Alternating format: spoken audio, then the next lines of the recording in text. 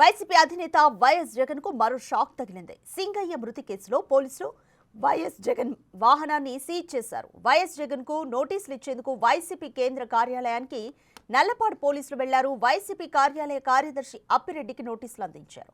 అలాగే ప్రమాదానికి కారణమైన వైఎస్ జగన్ బుల్లెట్ ప్రూఫ్ కారును పోలీసులు తమతో పాటు తీసుకెళ్లారు.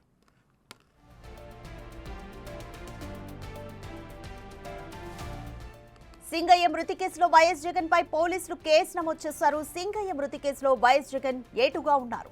ఈ కేసులో ప్రమాదానికి కారణమైన వైఎస్ జగన్ ఫార్చునర్ కారును సీజ్ చేసి తమ వెంట తీసుకెళ్లారు. మరోవైపు సింగయ్య మృతి కేసులో YS Jagan car driver Ramana Reddy A1 గా ఉన్నారు. A2గా వైఎస్ జగన్, A3గా కారు యజమానిపై పోలీసులు కేసు నమోదు చేశారు. ఈ ఫార్చునర్ కారును వైసీపీ పార్టీ పేరుతో కొనుగోలు చేసినట్లుగా తెలిసింది. అలాగే ప్రతినిధిగా వైఎస్ జగన్ OSDగా పనిచేసిన కృష్ణమోహన్ రెడ్డి పేరు పెట్టినట్లు తెలుస్తోంది.